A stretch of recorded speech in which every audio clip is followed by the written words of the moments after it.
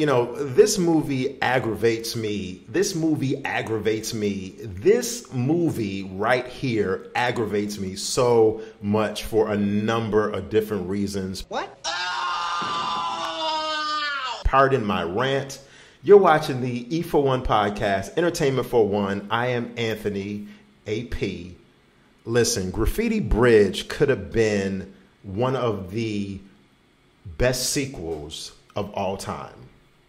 It was loosely a sequel to Purple Rain.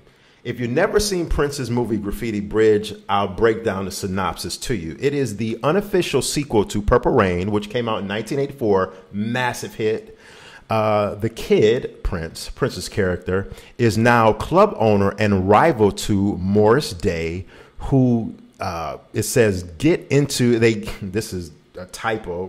I'll just tell you. They get into a fight over a nightclub called Glam Slam Nightclub. And ironically, Glam Slam was actually Prince's nightclub in reality, in real life. If I'm correct, I think Prince had a Glam Slam. Try to say that word 5 times. Prince had a Glam Slam nightclub located in Miami on Washington Street, 1235. I think I'm right. Washington, Glam Slam nightclub. And he also had one in LA. If I'm wrong, please correct me in the comment section. But that club was popping in Miami in the early 90s and throughout the 90s. But anyway, I digress. Listen, where do I begin? I mean, listen, let me know in the comment section your thoughts on this movie, because this movie was absolutely horrible.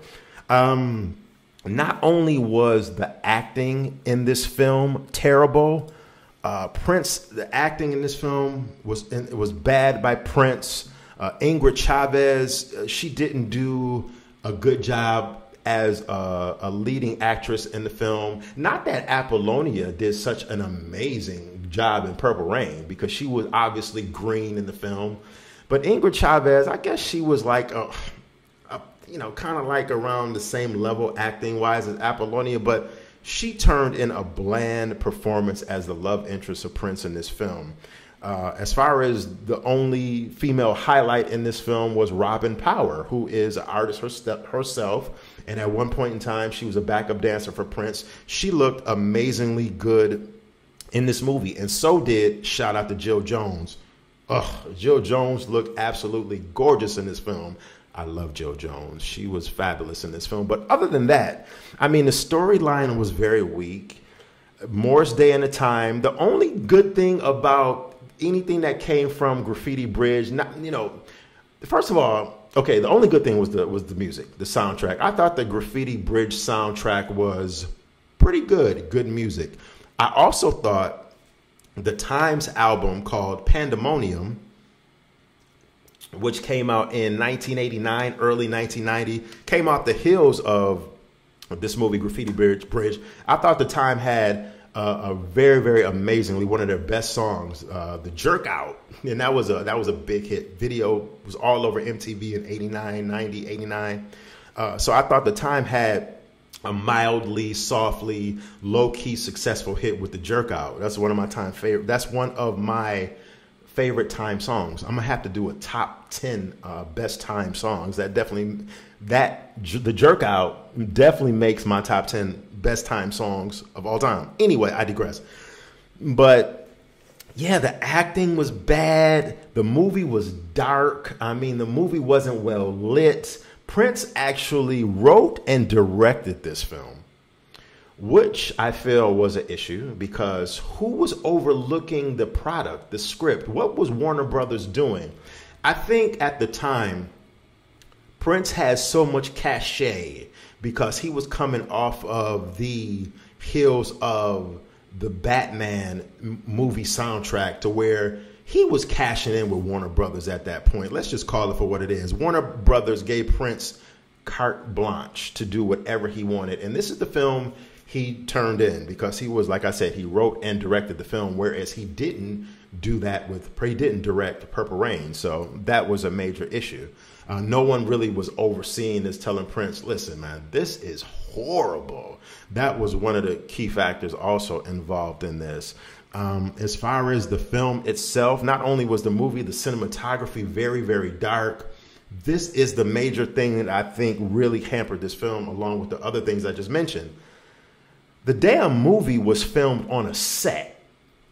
Basically, what I'm saying is there were no on-location scenes filmed in the movie. The only time we saw outside of them not being on a set was when Morris Day and Jerome Benton was in the back of the limousine, and you could see them driving through Lake Minnetonka, I'm assuming, because you could see like the trees and stuff in the background out of the window. But other than that, the film was filmed at Paisley Park. And if I remember correctly, that was like one of Prince's stipulations, was that this film had to be, or he wanted it primarily just focusedly filmed at Paisley Park, because at the time, Prince was building Paisley Park up, not only as a musical house and a musical studio, and we had that his compound that had multiple studios in it musically, but he also had like sound stages and like performance stages inside Paisley Park. So Prince was like, so Paisley Park at the time was kind of like Prince's version of his own Walt Disneyland. So the fact that this film was not, this film didn't have any on-location scenes like Purple Rain. You see where they filmed the movie throughout Minneapolis. They filmed it downtown Minneapolis. They filmed it at First Avenue. Then they filmed it at Prince's actual house, like the house in a residential neighborhood. This film had none of that. They had fake bridges. Fake, everything was fake about the film. It just didn't look authentic. It didn't give me that verisimilitude. Just didn't like it. So that's like the main things that I personally didn't like about Graffiti Bridge. And plus, let me add this on too before I close. The timing was extremely off for this film, because Purple Rain came out in 1984. I thought Prince should have came out with this film by 1986, while he was still riding that wave of mega huge success when he was at his apex. Instead of coming out with Under the Cherry Moon, which I could make a whole nother video about, and there were some amazing things about Under the Cherry Moon too. The cinematography was excellent, and that soundtrack, Parade, that was one of my favorite Prince albums, top 2 Prince albums of all time.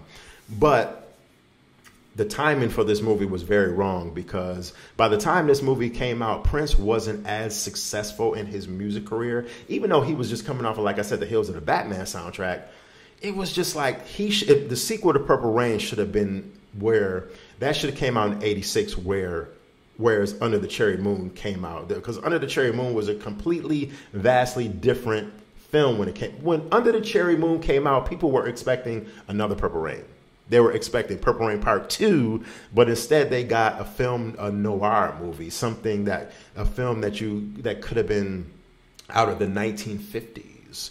So, I mean, it was just totally vastly different. So I feel that if he was going to come out with a loose sequel or a sequel to Purple Rain, it should have came out in 86 instead of 89, 1990. And just like, everything else about the film, like I mentioned, was the cause of the downfall.